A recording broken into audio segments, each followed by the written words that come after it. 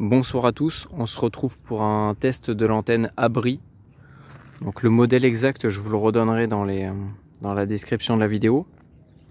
Alors je vais faire un test de comparaison entre l'antenne Abri et une antenne fabrication maison Fouet un quart d'onde. Donc là on a vraiment une antenne adaptée, taillée pour la portion 144-146 mégas, donc la bande radio amateur des 2 mètres.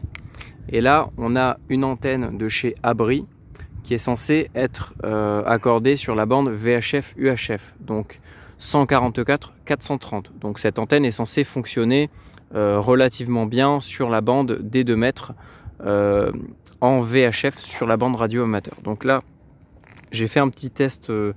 Je vais faire un petit test sur la fréquence APRS, donc le 144-800. Donc il y a des balises APRS qui vont être diffusées régulièrement et on va pouvoir faire les tests de réception sur cette fréquence. Donc c'est parti. Donc je vais monter un peu le son par contre. Je suis désolé, je vais à une main, c'est pas facile. Donc je vais essayer de faire la netteté sur la radio.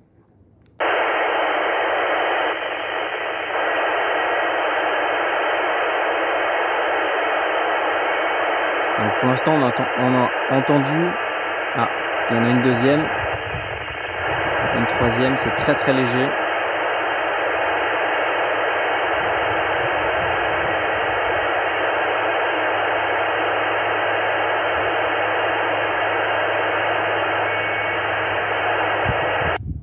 Ok, on a quasiment rien reçu. Donc là on va basculer, par contre je vais éteindre le poste parce que j'ai ma balise APRS de déclencher, donc sans l'antenne ça risque de piquer.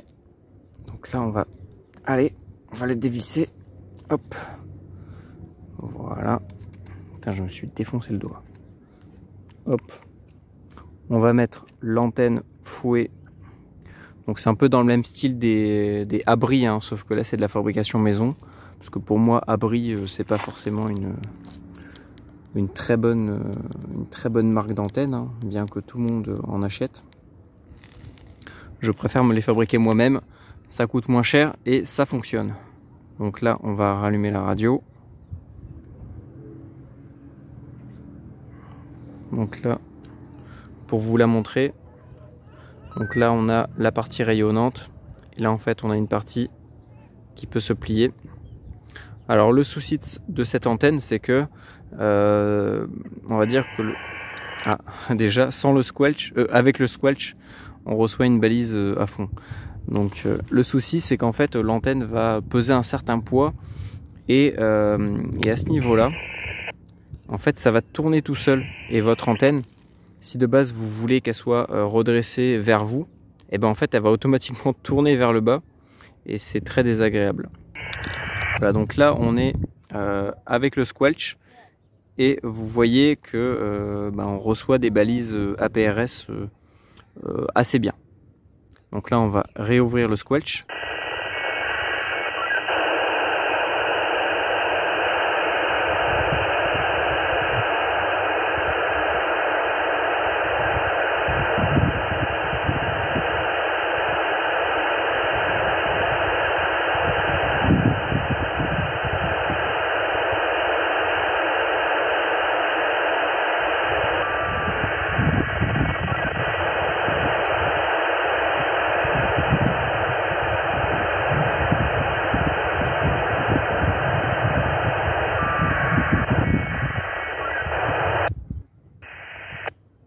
Alors vous voyez que les balises passent extrêmement fortes.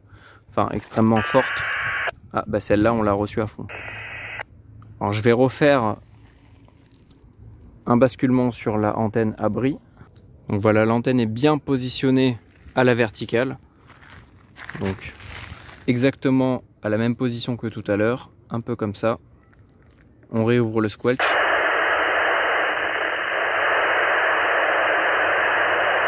Alors je ne sais pas si vous avez fait attention, mais il y a une balise qui envoie une sorte de tonalité en fin de transmission. Celle-là c'est une balise qui est, je crois, vers Montpellier. Je la reconnais, donc tout à l'heure on la recevait quand même assez bien avec un signal de 2 sur le bar graphe. Donc là on va essayer de voir à combien est-ce qu'on la reçoit.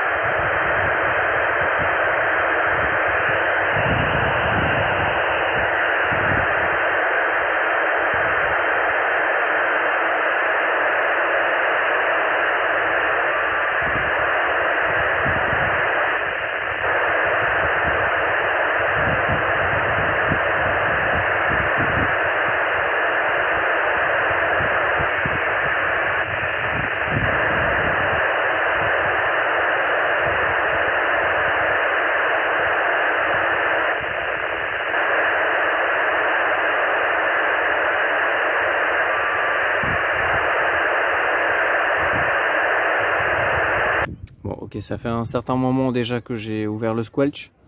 On n'arrive pas à identifier les balises. Le signal est vraiment pourri, donc pour moi, déjà cette antenne ne fonctionne pas sur la bande des 2 mètres.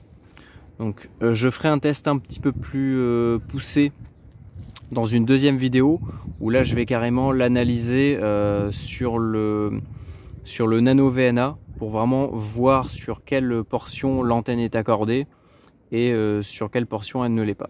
Voilà, j'espère que ça vous a plu, j'espère que ça va vous orienter vers peut-être une autre marque, un autre modèle.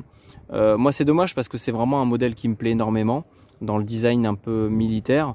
Donc j'essaierai de voir si je peux la retailler, et si jamais c'est le cas, je vous ferai une vidéo dédiée à ça.